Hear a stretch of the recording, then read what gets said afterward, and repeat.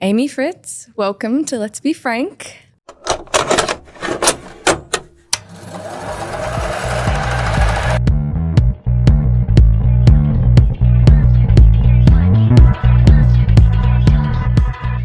I'm so excited that we're finally in studio and out of the shop. I know. A little bit of context for all of the listeners and everyone watching this.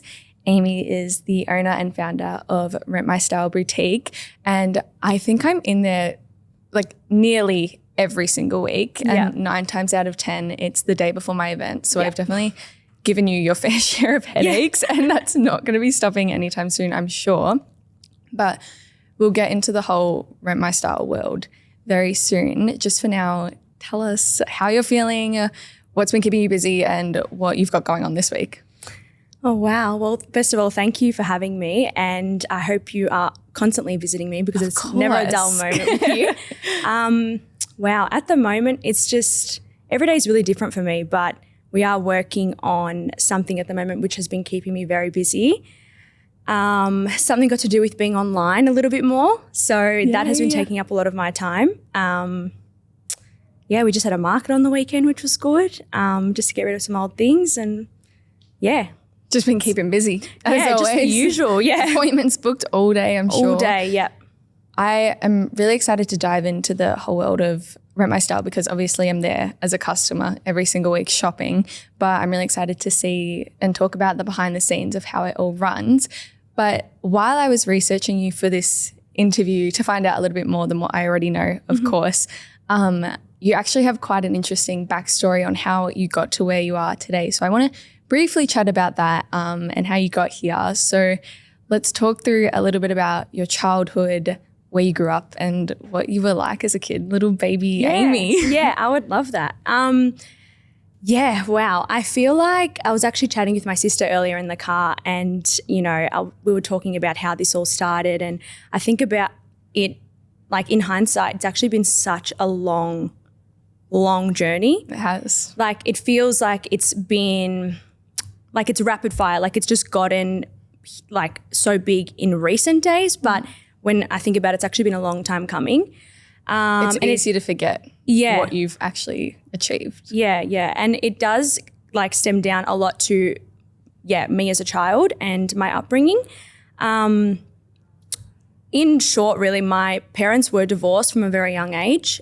So me and my sister always grew up watching my mum work multiple jobs. Like she had 3 jobs, pretty much our whole childhood, just trying to make ends meet. And just like any divorced family, like things were just never easy, and everyone has their own individual story. And so I think that was a really big sort of inspiration for my sister and I growing up, and sort of something that like we didn't know any better. Yeah. So our mum was definitely like the drive in the family with the work ethic and the skills and the motivation. And then on the other hand, we had our dad who is still such a creative, and I think that's a quality that was just really instilled in me as like at a young age. And I always loved fashion for that reason. Like it's just something that I've always been good at and something that I've always had an eye for. Same with interior design. And so I think I sort of started to delve into that area of life with clothing, and I was always that girl in high school where everyone was like, can I borrow your dress? Can I borrow this? Can I borrow that? But just humble beginnings as well. Like I was delivering newspapers. My paycheck would be like, let's go get this L'Oreal concealer. Like that, my whole paycheck was going to that, or let's go get a dress. And that was the whole paycheck. So that was pretty much all I used to do, was just working normal jobs. And then, I just always buy dresses and people would want to use them, and that's sort of like, where that happened. And I think that stems a lot from my childhood. It was just the work ethic. We were always working. That you were 14 months, 9 months, it was get a job, work. And we never had anything like bought for us, or, it was always do it yourself.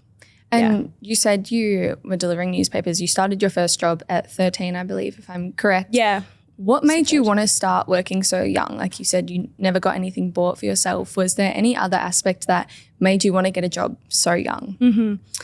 I think also we were fortunate enough to grow up in, go to a school in an area that was like quite, above average, I would say. But behind the scenes, like we were not having an easy road. Like my mum was just working crazily, and so she never made us go without, but we also didn't have the luxuries of like, yep, you can just have this and have this at any time. So I feel like at a very young age, I thought it was more just like you didn't know any better, so had to work. It was your norm. Yeah. Yeah. And I actually wouldn't have it any other way. It obviously made you the hard worker and business owner you are today. So I wouldn't take it away, and I'm sure you wouldn't either. Moving away from business and working, you were also incredibly intelligent academically and emotionally. You still are, obviously. You studied law and biomed, and you're actually about to graduate. Am I right? That's so exciting. Congratulations. Thank you. And you also obviously run your business. Did you imagine this path for yourself, or did you have a different career path lined up for yourself a long time ago? Yeah. This is a really interesting point of conversation, I think, especially for a lot of young girls who are like lost. Yes, I had a completely different idea of where I was going to end up, and I'm sure things will continue changing. But from a very young age, I did discover I was quite academic. And I think as well, linking back to childhood, that actually came from, again, work ethic. Yeah. And it didn't come naturally to me, but I just wanted to be the best version of myself every single day. Like when people would talk about long-term goals, I'd actually be like, nah, just worry about the short-term goal and be present in fulfilling what you're good at right now, and it'll lead you to somewhere good in the future regardless. So in school, that was exactly who I was, and I feel like that's still something I embody a lot today. So yeah, I was very academic because I tried hard. Yeah. And I thought I was always going to be a doctor. Like that's just what I thought I was going to do. Was that a passion of yours, or was it just what you thought you were going to do, what you wanted yourself to do? Yeah, I definitely have a passion for health, but it's sort of a more holistic and like natural passion at this stage of my life. Yeah. So I think me getting into that field doesn't even align with me anymore anyways, but I definitely thought that's where I was going to end up. And I do feel extremely blessed to have the education behind me anyways. Definitely. You know, it's just something that not everyone gets to achieve in their life. So I'm still completing it. Can't wait to finish this year. Will I use it? Probably not in the most functional way that it's meant to be used in, but never say never. I feel like that's quite common these days with people and studying and their degrees anyway. You always end up doing something different to what you expected. What made you want to study law? You said you wanted to be a doctor. Where did law come into all of this? Yeah. Again, I think so when I was younger, I was very good at legal studies just in high school. And then I thought, like, you know, that's just going to lead me somewhere. I'm good at it. I've done well in school, but my passion's in health. Let's just do both. Yeah. You know, like you could say that's Let's just take on an even bigger challenge. Yeah. So that's exactly what I did. Like that's literally all it is. And parallel to studying, I was running this business, which I didn't know what it was going to be yet. So I thought law is something that I can use every day when I, you know, in my job that I'm doing. Back then I didn't even really know what it was. All the behind the scenes stuff. Yeah, and I only did 3 years of law, but it was definitely enough for me. I have lawyer friends.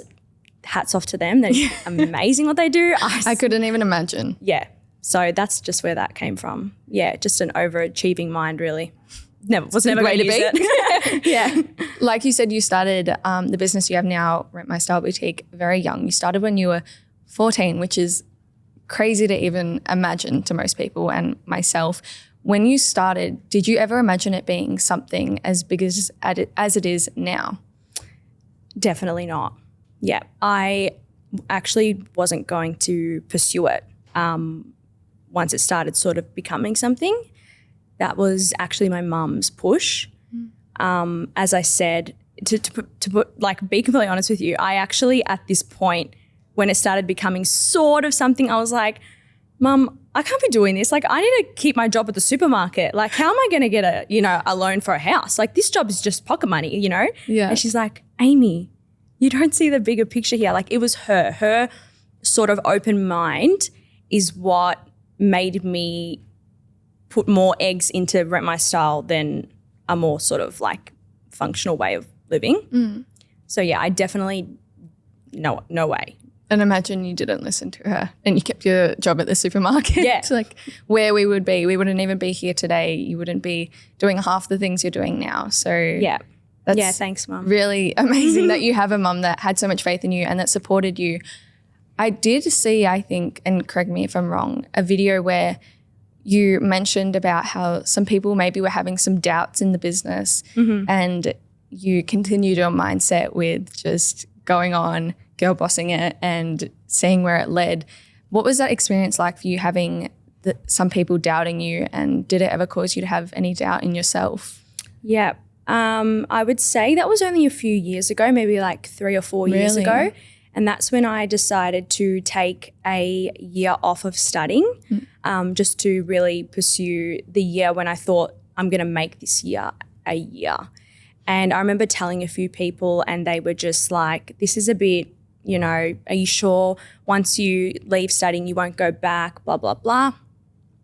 And that I actually have to thank my dad, because my dad has always just really instilled in me that you can just trust yourself, trust your intuition. And I've always believed that if you close one door, there's just no other option but for others doors to open. Like, it's all about perspective. You know, you can have failures, but they're not really failures. Like, you're going to learn something from that. And so it didn't actually impact my confidence. It actually more gave me a sense of, well, like, I'm going to prove you wrong now. Yeah. And that's exactly what I did. What's your first rental experience like? What was it like when you got the first booking for one of your pieces? Yes. Oh my gosh. I don't even know if I can remember because it was so long ago. I mean, you were 14. Yeah. Do you know what? At the start, it wasn't professional at all. So it didn't feel, I mean, it still doesn't really feel like work, but it definitely did not feel like work back then. Like, I just thought, you know, here's my dress that I got from Hawaii. It's $20. Woo. Like, it didn't feel. Yay, pocket money. Yeah. It didn't feel like anything. It was more just fun back then. So I can't really, I'm not sure about that. Do you remember a time where it finally clicked that this was becoming a business and you started feeling every time you got a booking like excited and you could feel it building up as you went? Yeah, definitely 3 years ago is when I started having those feelings, and I started becoming like feeling immense gratitude all the time. Like, every day after work I would just reflect and be like, I can't believe this is what I'm doing. Yeah. And I remember that feeling so clearly because I still feel it every day. You know, after work, like, it's such long days, but I don't really leave work upset ever. No. It's your passion. Yeah, it's good. Like, I love it. It's awesome. You know, that feeling is good because you sort of, there's always hurdles and every day is not easy, but it doesn't put me down. So, and I think it's because I have that realization, like, this is something good that I have going. It's a blessing, you know. Yeah. Be grateful. Definitely. Yeah. Is there any challenges you faced, obviously being so young, that you think helped shape the business today, or that were just really big challenges that you faced at the beginning of your business while you were learning? Yeah, there's definitely been heaps of challenges. I think a major one actually is people taking me seriously. And as I've matured, the business has obviously also matured. You know, being at like a young sort of happy-go-lucky, used to be blonde girl, you know, I think people Until really, as of late. yeah, people really do like look down on you. And especially speaking to some adults when I was younger, having that sort of like, oh, this little business, like that phrase really used to get me. Yeah. And I'm like, if only you knew. It's not little. But, you know, that phrase used to get me. And I think but I never used to say anything. It would just get me inside. Yeah. So, I feel that. yeah, so sort of I feel like that was a bit of a challenge, but it's also such a motivation. It's just like, you're going to see. Like, it's not, you know. So it kept me going. It was motivation. Yeah. Being in the creative industry, I feel like that's such a common occurrence. Talking to older generations, it almost doesn't make sense to them about how something like a dress rental business could be successful in the long run, or like anything in the creative industry that in this day and age, whether it's influencing, content creation, anything like that, it's harder to explain and get them to understand how it can be successful when it's one of the biggest industries nowadays. Talking about more of the business logistics of having a rental company, how do you balance having new stock coming in, keeping a budget, keeping control on how many dresses you're purchasing each month? I know, like, for me, I'm coming in every single week and we're looking for something new for me to wear. How do you balance having new stock for the demand and keeping the budgeting under control? Yeah, that is definitely something I've learned in the past 3 years. Accountants really help. Bookkeepers really help. But yes, I definitely don't do it all by myself. So that's something that I think a lot of people don't know or realize as well. So I'd have a lot of help. Me and my mum is my business partner. I think a lot of people don't know that as well. So she is predominantly in charge of the buying, which is a full-time gig. Yeah. Full-time. Like, I'm talking... It's not just going out and shopping. No. It's research. It's constant research. It's every day. It's in bed till midnight. It's just, So, and I work the physical long hours plus a lot of other things. You can't be doing everything all at once. So you need the help. Not. So that's where that gets covered. It also comes down to your typical supply and demand. The more stock we have, the more demand we have. And so it just is like a cycle. People always ask me, you're always running out of space, what are you doing? Yeah. And the thing is, I've also sort of come to the realization where if there's more demand, even though we have more supply, it's being recycled. So things are constantly in and out anyways. So it's a little bit different to everything's always sitting in there, how do you have room? Because things aren't always just in there, they're moving. Yeah. And we, depending on our weeks, we sort of determine what budgets we have in place. But yeah, honestly, that all comes down to accountant work. They're the help for that. Yeah. I feel like if that was me, I'd just be seeing a dress that I liked and buying it, wearing it myself and then putting it on the rack for someone else. I wouldn't have any control. It's, When you started this, even if it wasn't when you were 14, when it was a little bit more established, how were you confident that people were going to adopt this idea of a rental business? Because when you started, it wasn't nearly as popular as it is in today's day and age. Yeah. Oh gosh, I think it's just self-belief again. Yeah. Yeah. And a lot of people I speak to want to start a rental business, and I am just not your girl to be negative and say no, the business is saturated, don't do it. I just don't believe that. I honestly think there is enough room for everyone, and I always compare it to toilet paper. If you go into a supermarket, there is 10 brands of toilet paper. They're all still being sold. It's fine. There's always, and it's you might want to buy this brand of toilet paper because you saw this ad, it looks better. So that's where you make your point of difference. Yeah. Who's representing you and so forth. And so yeah, I just always, there's enough room for everyone. You can, that's just the confidence in there. I never doubted, this might flop or whatever. What is something that, looking back from where you are today, back to even 3 years ago, that you wish you knew that came with running a business? Yeah, that your constant desire to achieve balance is hard, and it's most of the time not achievable. So stop putting so much pressure on yourself. Yeah. I feel like a few years ago I got quite sick, and that's because I was very unbalanced in my work life. So it was a good wake-up call, but constantly thinking that it's not normal is also unhealthy, because running a business is just one of those sacrifices that Definitely. comes You just with have to make, Yeah. Running the rental business and being in this industry obviously comes with the flows of event seasons and wedding seasons and all of the above. I know when I came in at one point last year when it was Cup Week, you just had racks and racks full of things that were already booked out and ready to go. How do you prepare for like wedding seasons, Cup Weeks, or the busy times of the business? Yeah, it's definitely a 100-step process and a lot of help.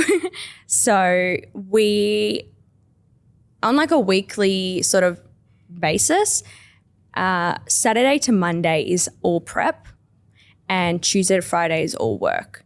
And pretty much 6 a.m. until 11 a.m. is prep and 8 p.m. until sometimes midnight, sometimes 1 a.m. is prep.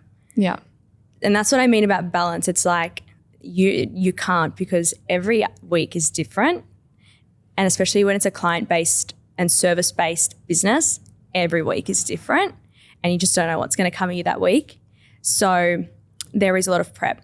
And I would say it's just in every gap that you're not in the shop. Yeah. During weeks like that, how do you keep tabs on where dresses are? You have hundreds of dresses in that shop. How do you keep tabs on just where they are when they're supposed to be coming back? Have you ever lost a dress because you were so hectic busy? Yeah. Computers, we have a great system. Like systems would definitely be needed. Yes. So it's just all done automatically through bookings and the system. And that's pretty much how we keep tabs of where everything is and where it, like if it's back, if it's, you know, coming back, is it in transit? Is it damaged? Is it dirty? Is it late? And that's all on the computers, which is amazing. We used to do it all by like handwritten, which was disgusting. Yeah. And now like with hundreds of items going out per week, it just needs to be done through the computers, which is great. Yeah. Going back to buying, we were talking about trends a little bit. How do you stay on top of trends and having in store what people are wanting to buy, what's viral at the moment, what they're wanting to rent, but also having things available for people of all different shapes, sizes, ages, interests? Yeah. I think something that's been different for us is I would say we've always sort of got the trending items, but I don't think that's our main skill. I think because I love clothes so much and so does my mum, we just honestly buy the things that we love. Here and there we buy things we don't probably love as much, but they are doing so well and they're popular and people want them. But majority is what we love. So yeah, I think having a passion for that, that's what makes it easy. Different shapes and sizes is definitely a sensitive and hard thing for a lot of businesses in dress hire, I would say. Like my sister is more of like a plus size girl and she struggles, and I see that, and it's hard with especially high-end designers because a lot of the designers that we stock per se won't even stock up to her size, and it's really frustrating. And as much as we would love to, it's like they don't even have it available. So we do, I think, having an eye for this certain dress is going to look flattering on this sort of certain shape and size, so we'll buy it for that size. And if we have, you know, my sister, she's like, I want to wear this, we trust that, we'll get it, you know. And I have a lot of regular customers. Nice personal touch. Yeah, we have a lot of regular customers as well a lot of our customers are regular returning customers, and we do have heaps of different shapes and sizes come into the shop. So I think also over the years learning about, you know, what certain body types and even personalities, what they like, it does help us in the buying process. So I definitely think that's a learnt skill. There's just no point buying a certain dress in every size because not every size is going to like that dress. No, and then it's stock on your shelves when there could be room for something else. Yeah. What do you think separates Rent My Style from all the other rental companies that are in Australia? I would like to say the service. I think because I started this so young and it was just never about the money for me. It still isn't. Like, yes, that's a bonus of what I do, but there is a passion there. I think I've always loved helping people. It probably stems down to as well my upbringing and also me wanting to get into being a doctor. I've always had that, like, I want to help you. Yeah. So I think, and sometimes I look at it and I'm like, oh my gosh, it's a blessing and a curse because I've built this business on my service style. And now anyone who I let in the door has to also learn my service style. I think that's what separates us because we're not so much retail. I wouldn't even consider us retail. We're definitely service-based and it's a very personal experience in our shop. And I love that about us. I definitely think that sets us apart. Yeah. Not so much these days, but previously kind of when the whole rental business was starting up, there was a bit of a misconception that it was just people like lending out their worn clothes that they've worn and they're not going to rewear again. What is something that's behind the scenes of a rental business that most people wouldn't know that would help them understand what actually goes into running this type of business? Oh my gosh, a lot of tears and a lot of like late nights and not eating well. Honestly, well, I don't even know. There's so much like, a lot of help. Behind the scenes, there's a lot of help. What you see on the surface when you come into the shop is like 1% of everything. Like 8 hours into the work already. Yeah, literally. And I made a short video about it like a while ago and a lot of people were shocked. But it's so funny because that video was nothing. Yeah. And I always think, I should make more personable videos about what goes on behind the scenes, but I just don't have the time for it. You don't have the time to pick up the camera. Nah, like that video took me way too long. I'm like, this is just, a lot of planning and hours and yeah. And why do you think renting has become so popular? Do you think it's about the price or the policies or the sustainability of it or just people wanting to wear something new every single time? There's such a big conversation about overconsumption these days on social media and dress hire companies really help that. Mm-hmm. So what do you think is making people lean towards renting more often now? I definitely think a few factors. Definitely pricing wise, like a few years ago, before COVID, times were obviously different. I think now fashion is a lot faster and a lot of that is due to social media, which has just boomed in the past few years. Like the kids that I've coming in for formals, I was just not like that when I was going to formal. They just love clothes but I loved clothes, but they just get the trends and the fashion and the high end side. I was at Super A, like it just was really different, and so social media, the influencers that are around, the making high-end normal, I think has been something that's just grown so much. And the thing is, it's not normal. Like it is a luxury and it's a blessing. It's amazing if you get to wear something so beautiful. So I think hiring businesses have boomed because of that, because we make it accessible for everyone. And so definitely the financial side and social media has had a massive impact on that. And I think a lot of the notion of it being sustainable, you're not throwing things away so quickly and you're reusing, that's definitely become super popular, especially with fast fashion being such a thing at the moment. Yeah. And the experience of getting to wear something high-end is always very exciting as well. And getting to feel your best and going in and trying on all the beautiful dresses is personally a very fun experience. Yeah. Have you ever had a moment throughout your business, whether it be a rental return or just the back end of the business, parts of running this business that made you, I don't think you'd ever be the person to give up or quit. So I don't want to say give up or quit, but made you question whether what you were doing is the right thing? Sort of like the back end. I don't think I've ever questioned if what I've been doing is the wrong thing. There's definitely been moments where I've just really struggled because it's just such a testament to your patience, this job. You know, having over 200 people a week come through your door is, you know, extremely it's a lot of, you need energy, you need patience. And I think there has been times definitely, where I've sat and gone, oh my gosh, this is like draining. No one's actually like understanding how I'm feeling right now. And I don't have the time to even explain it to anyone. I have to just keep going.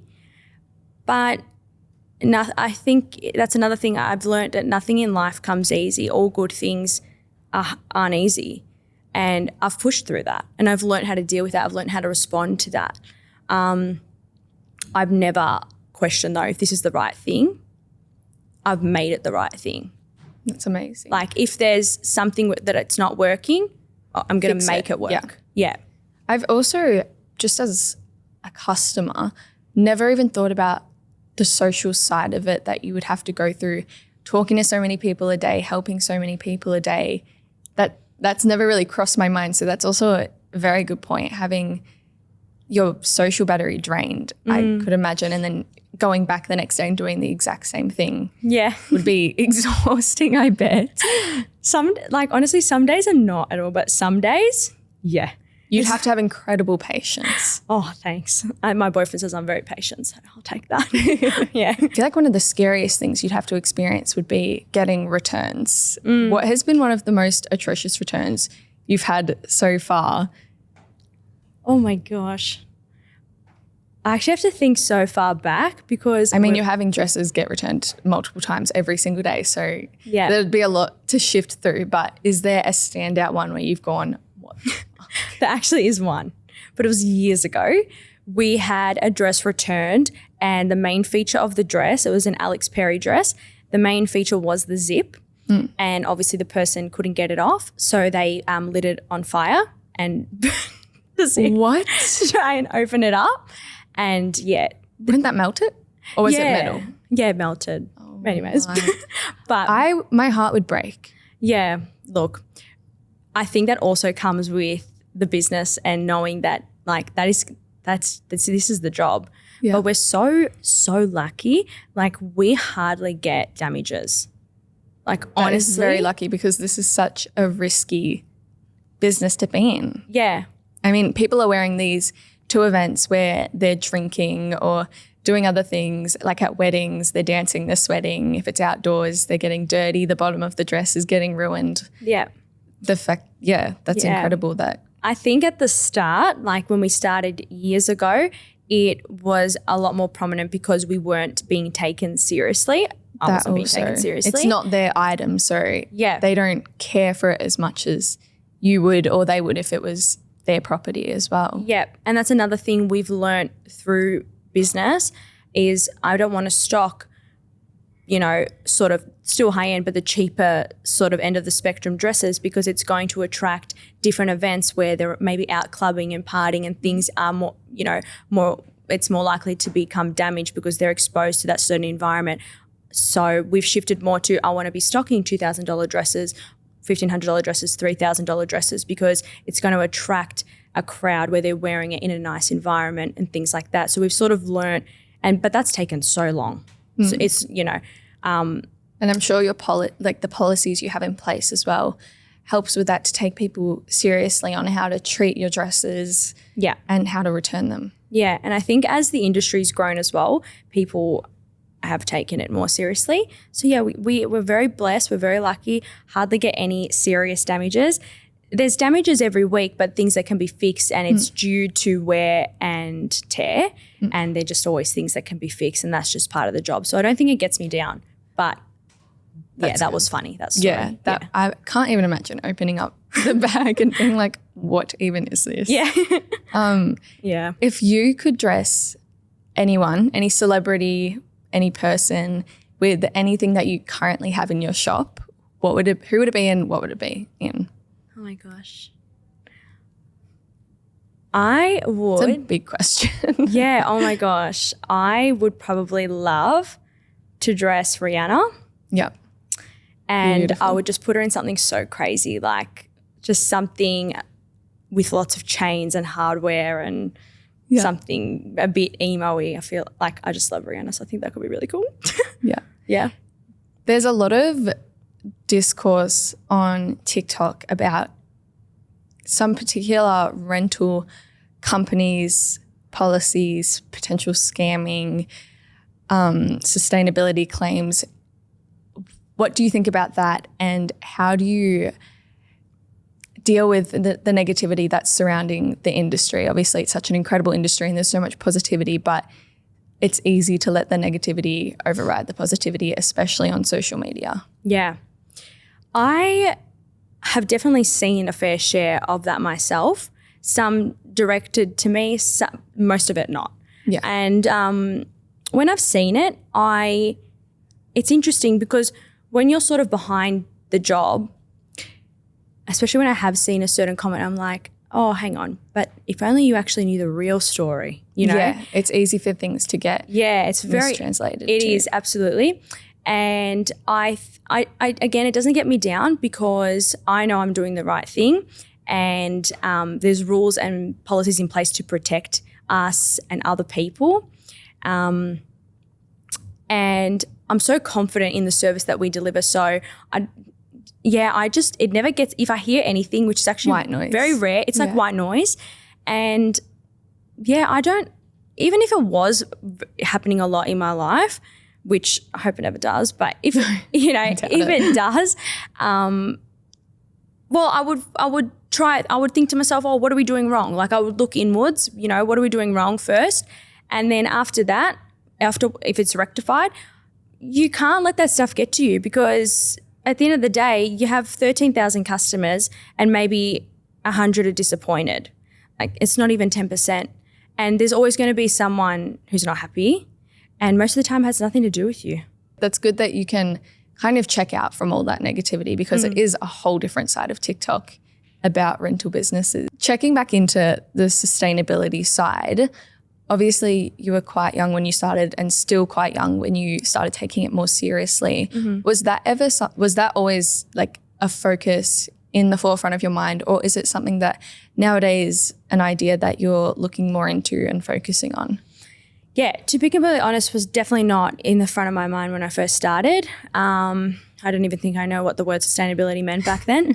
But yeah, definitely now. Fashion has become also so much more expensive from when we began. And I think a lot of that is also due to hiring businesses becoming a thing. Brands are upping their prices, and fair enough, you have to stay competitive. I don't shun those brands. I actually say good job, so you should. Manufacturing is expensive. So yeah, like we're here to manage that for the people who can't buy it, and the people that can, it's still there for you. So yeah, I think it's definitely something that's come into my mind recent days. Yeah, especially having more customers, you sort of understand what they want, and like here we can give it to you and you can achieve it. So yeah. If you had, this is an interesting question and you can think about it too. Yeah. If you had unlimited resources, what's an idea that you'd like to bring into the fashion rental industry, and how would you implement it with Rent My Style? I would like to make it something that everyone across the globe has access to. It's very popular in Western culture, and mainly Australia at this point. It pops off a little bit in the UK, not so much, a little bit in America, but it's mainly Australia. So I think making it accessible for everyone worldwide, if I had all the resources, that's something that would just be like top of the goal, amazing, like an amazing achievement. But there is something that like I've been working on since May 2023. Wow. Which we've just reached the halfway mark of it being done. And big project. It's been a big project, and it's something that like we just did not think would take this long, and we've only reached the halfway mark. So that is something that I've always wanted to create, and I have had the resources for it, but I just can't say anything yet. But that will come out soon. What has been the biggest mindset shift you've had since let's say, taking Rent My Style more seriously and really diving into the business? Biggest mindset shift. Oh, definitely working smarter and not harder, I think, and allowing the help. Yeah, that's been a big shift because we've always had the help, but I've definitely done a lot on my own because I've always just thought I can just get it done quicker and better on my own. Do you find yourself to be a little bit of a control freak when it comes to your business? Definitely. And in no other element of life am I. I'm such a carefree person. Yeah. But with my job, it's like your own little. It's like a baby. Yeah. And it's your own little world of laws that you've created. Yeah.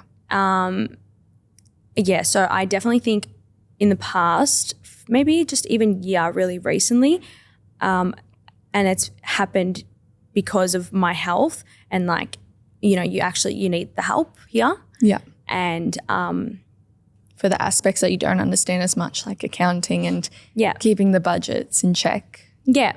And just everyday little things that I need help with, I'll ask. Whereas I just used to, and it's good because I've learned that they can also learn, and that way I'm sort of building this to be bigger than just myself. Yeah. Because for so long it's just been based on myself, and it's just, that's not sustainable. No. Yeah. What's one work and personal life balance that's a non-negotiable for you when it comes to your everyday life? Yeah, dinner. Dinner? Yeah. And what do you mean by that? I used to work from just with customers 8 a.m. until 8 p.m. every day. That's insane. Monday to Friday hours. and no break. And I learned a big lesson there because I was collapsing all the time. I was in and out of hospital for the whole year on medication that I shouldn't have been taking for a whole year, and the list goes on. And that was a big wake-up call. And I realised that I need that routine of having dinner because I just never was doing it. Ordering food, breakfast, lunch and dinner is not good for the pocket and not good for your health, And so my whole family knows I finish at this time and that's it. This is need to check out. Yes. Yeah. That's a non-negotiable for me. And to wrap up this episode, I want to talk a little bit about future, what you've got coming. Obviously, you have this incredible, massive project that you've been working on for a couple of years now. What could you see Rent My Style launching in the coming future, other than this thing we can't talk about that much? What's one thing you hope in the next 5 years to have happened? More stores, Australia-wide. Yeah. Definitely. Yeah, that would be so exciting and such a big project too. So yes, it'll definitely be a new venture, but I can definitely see it happening once this other thing happens. Yeah. I have mentioned a couple times throughout this conversation that you have a big interest in natural wellness and also interior design. Could you ever see yourself opening up something else outside of dress hire? Yeah, definitely. I think a 5-year future plan, even 10. I don't like to give myself too short because things always take longer than you think. Exhibit A, the new project that you have. Yeah, exactly. So let's just say in the next 10 years or so, yes, I can definitely see myself having this working a lot more self-run and opening up something definitely got to do with interior design. Finally, personally or for Rent, do you have any expansions or personal projects, niche things you want to achieve in the coming future? Yes. Well, first off, definitely to graduate. Yes. That's a good goal. Yeah. 4 years overdue. So that'll be amazing. And definitely I think personal goals is just, again, with health. That's another thing, with being a business owner, you really have to look after yourself because you do have mainly yourself to rely on. So personal goals there still to achieve. It's something that I put a lot of emphasis on in my life. And personal goals in life, in relationships, in family, and just the usual good stuff. Yeah.